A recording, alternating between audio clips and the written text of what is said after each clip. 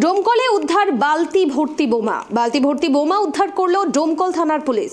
জানা গিয়েছে ডোমকলের নরজপুর সবজিপাড়া মাঠের মধ্যে এই বোমাগুলো রাখা ছিল। স্থানীয় বাসিন্দারা সেখানে বোমাগুলো দেখতে পায় এবং পরে পুলিশে খবর দেয়।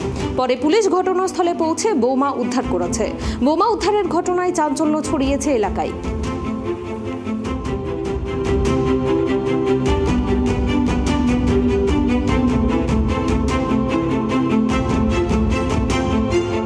সবচেয়ে বড় খবর, ডোমকলে উদ্ধার বালতি ভর্তি বোমা উদ্ধার করলো ডোমকল থানার পুলিশ। জানা গিয়েছে ডোমকলের নরজপুর সবজিপাড়া মাঠের মধ্যে এই বোমাগুলো রাখা ছিল এবং স্থানীয় বাসিন্দারা সেখানে বোমাগুলো প্রথমে দেখতে পায় এবং পরে তারা পুলিশে খবর দেয়। পরে পুলিশ ঘটনাস্থলে পৌঁছে বোমা উদ্ধার করেছে। বোমা উদ্ধারের ঘটনায় যথেষ্ট চাঞ্চল্য ছড়িয়ে পড়েছে ওই এলাকায়।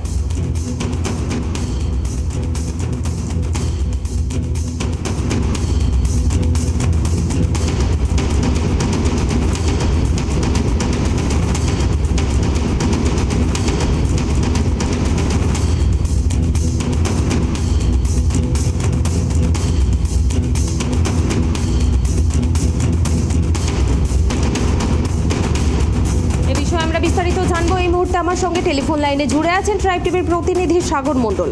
সাগর, যেমনটা আমরা দেখতে পেলাম বোমা উদ্ধার হয়েছে ডোমকলে এবং এই মুহূর্তে কি পরিস্থিতি সেখানকার, পুলিশ কি জানিয়েছেন এবং স্থানীয় বাসিন্দারা কি বলছেন এ বিষয়ে? একদমই, দেখো ডোমকলের একটা বিষয় যেটা দেখা যাচ্ছে, এটা নিত্যদিনের একটা মুর্শিদাবাদ মুর্শিদাবাদের একটা বিষয়, নিত্যদিনের একটা ঘটনা দাঁড়িয়ে গেছে যে প্রত্যেকদিন এখানে ওখানে বোমা উদ্ধার হচ্ছে। তো আজকে ডোমকলের একটা জায়গা নজরপুর সবজি পাড়ার মাঠ বলে সংলগ্ন এলাকায় আর কৃষক ও মাঠের মধ্যে যাচ্ছিলেন ঘাস কাটার হতেছে, তখনই তার নজরে আসে একটা বালতির মধ্যে কোনো রকম কোনো কিছু রাখা আছে।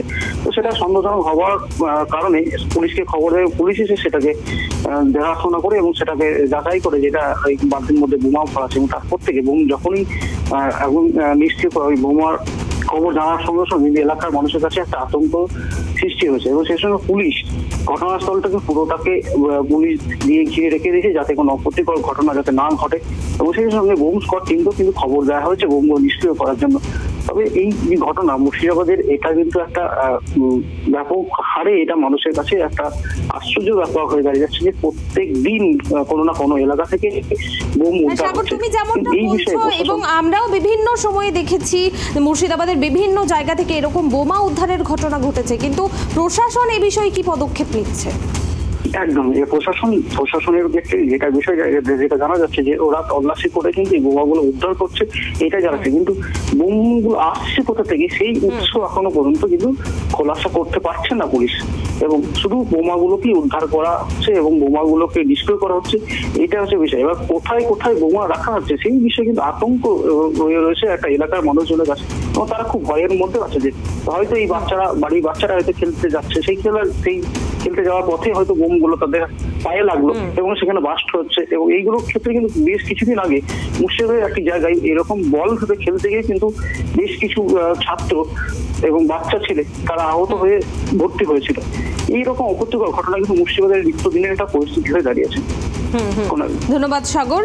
আমরা যেরকমটা দেখলাম আবারও ডোমকল থেকে উদ্ধার হয়েছে বালতি ভর্তি বোমা। তবে মুর্শিদাবাদের বিভিন্ন জায়গায়, খালি শুধু ডোমকলে নয়, মুর্শিদাবাদের বিভিন্ন জায়গায় কিন্তু বিভিন্ন সময় আমরা দেখেছি বোমা উদ্ধারের ঘটনা ঘটেছে, কিন্তু এই বোমাগুলো আসছে কোথা থেকে, এই বোমাগুলোর উৎস কোথায় সে বিষয়ে কিন্তু কোনো রকম পদক্ষেপ নিচ্ছে না প্রশাসন, সেটাই বলছেন স্থানীয় বাসিন্দারা। এবং এই যে বোমা উদ্ধারের ঘটনাটি ঘটেছে এর জন্য কিন্তু এলাকায় যথেষ্ট চাঞ্চল্য ছড়িয়ে পড়েছে, কেননা পাশেই খেলার মাঠ রয়েছে, সেখানে ছোট ছোট শিশুরা খেলাধুলা করে।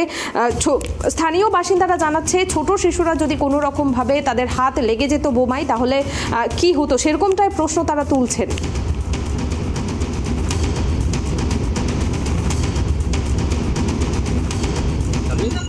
এখানে পুলিশে বম পাইছে এটাই শুনলাম, তাছাড়া আর কিছু জানি না। আমি মাঠে দিতে ঘাস কাটতে এসেছি, তাছাড়া কবে পাওয়া গিয়েছে শুনেছেন?